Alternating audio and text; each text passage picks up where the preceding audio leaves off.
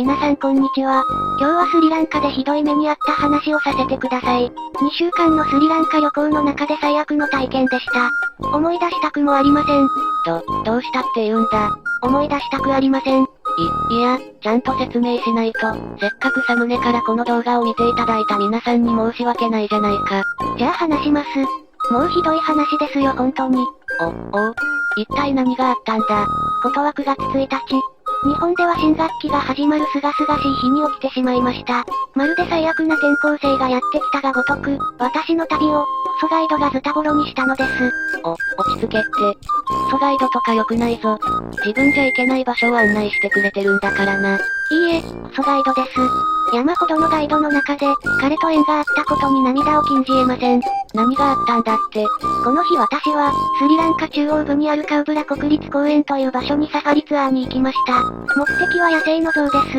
ここは隣にあるミンネリア国立公園とともに、ミンネリアカウブラ、ワイルドエレファントコリドーという、野生の象の一大生息地を形成しています。数百頭の象が群れをなしていて、この日も150頭以上は見られたと思います。すごい場所じゃないか。それに象もちゃんと見られたんだろ。何が問題だったんだ。すごい場所なんだけどね。出落ちというかさ、もう群れの場所に行ったらあとは基本眺めるだけなわけですよ。そんな中でね、奇跡的にさ、象の群れが私の車の真ん前に来てくれて、しかもなんか興奮してるのね。マジですごい、超ラッキー、と思ってたらさ、それをガイドが台無しにしたのよ。V は残ってるのか。そうね、見てもらった方が早いわ。まあこの V 見たら私はもう当時の記憶が蘇って冷静じゃいられないけどね。とりあえず見せてもらおうかな。2分くらいだからじっくり見てね。その方が当時の私のショックが伝わるわ。ゾウさんカモン。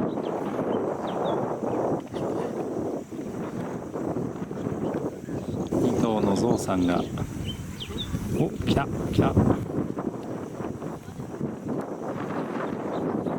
さあゆっくりゾウさんがこちらに歩いてきてくれています。なんかみんな来てるな。なんかみんな来てますね、ここに。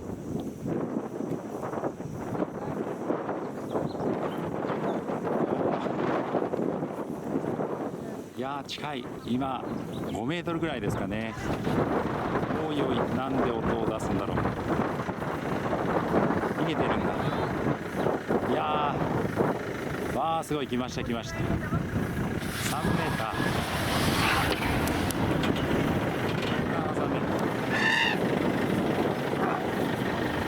後ろで走ってる。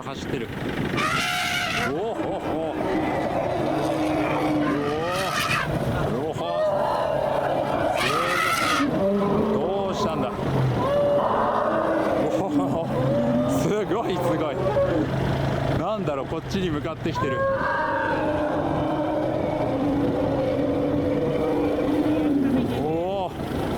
すごい。1、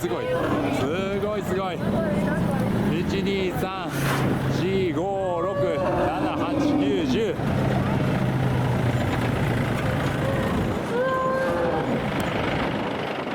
いっちゃうんだ。赤じゃないの？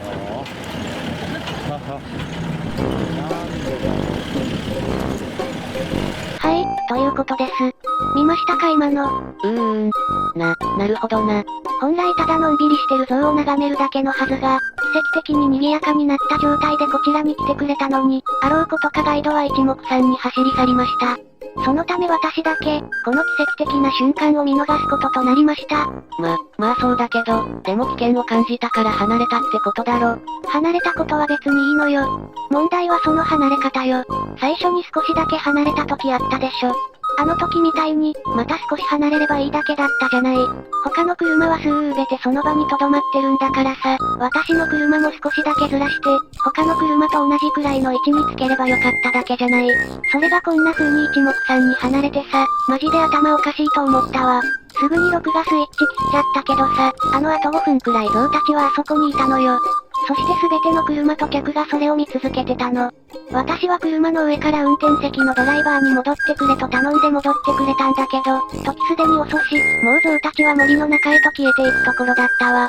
まあ確かに他の車は全く動いてないもんな。ガイドに理由を聞いたりはしなかったのか。もちろんしたわよ。というか喧嘩よ。なんであんなに車を離す必要があったんだ。少し移動すればいいだろうが。なんで今日最高の主義官の全ての客が楽しめてる中で自分だけ見逃さなきゃならないんだ。って言ったわよ。そしたら、あれは離れないと危なかった。もし興奮した象が車を倒しでもしたら、車も俺たちの命も、俺のガイドライセンスも全てパーだ。そしたら俺が養わなきゃいけない家族たちも生活ができなくなる。だからあの時は離れたんだ。とのことよ。それで、だから離れるのはいいんだよ。でも少し動かしゃいいだろうが、なんであんなに離れる必要があるんだ。他の車と同じところで止まってくれればそれでいいだろうが。すると、ルールだ。これはこの国立公園のルール。象が道を横断して森に帰るときは50メートル離れないといけないという決まりなんだ。俺はここで10年以上ガイドの経験がある。俺が正しい。そしたら、この車以外誰も離れなかったじゃねえか。みんなあそこで止まったまま写真撮ってたろ。なんで俺だけこんな目に遭わなきゃいけないんだ。で、とにかく俺は間違ってない。これはルールだ。そして危険だった。あれは離れるのが正しいんだ。嫌だからお前以外誰も車を動かしてないだろ。とまあ平行線よ。なるほどな。しかもこのガイド、かなりプライドの高いやつで、その後もうこっちが、わかった、もう終わったことだからいいや、と言ってるのに、いやダメだ、ここで説明させろ、と、車を止めてまた話し出すのよ。こっちは一生に一回しか行けないような場所なんだからさ、もういいから他の場所に行って他の像を見せてくれって話じゃない。お前の話に時間取られてまた決定的瞬間見逃したらどうしてくれんだって。ちなみにここは、いくらくらいかかる場所なんだ。超高いわよ。スリランカの観光地じゃ別格ね。入園料が13,500ルピー。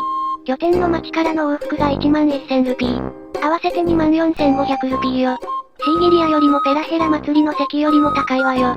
それだけかけて、奇跡的に目の前で一大スペクタクルが繰り広げられたのにさ、あんなに客がいる中で、自分一人だけ強制的にその場から離れさせられたのよ。もう感情の置きどころがなかったわ。まあな。でも、もし万が一象がアタックでもしてきたらそれこそ大変だったわけだから、仕方ないと思えばいいんじゃないか。思うとしたわよ。でもどう考えてもこれはこのガイドの判断ミスよ。別に悪いガイドじゃないのよ。ここまでの間では像についてたくさん解説してくれたし、フレンドリーに会話をしてくれたわ。でも結局肝心なところで応募化されたら台無しよ。上司だけよって罪が甘いタイプなのよ。言うじゃない、そういう使えない会社員。はぁまあ、どうなんだろうな。よくわからないな。この動画を見てる人の意見が聞きたいな。そうね。このガイドの判断が正しいか間違ってるか、皆さんはどう思うか教えてください。あと同じように海外でのモヤモヤするトラブルの経験がある人はぜひ教えてください。ちなみにさ、主の代わりに話してるんだろうけど、主は男で霊夢は女だから、なんか主がオカマみたいになってるぞ。こりゃ失敬。主はノーマルです。それじゃあ今日はこの辺で。次回からはまた平和な動画に戻ると思います。バイバイまたねー。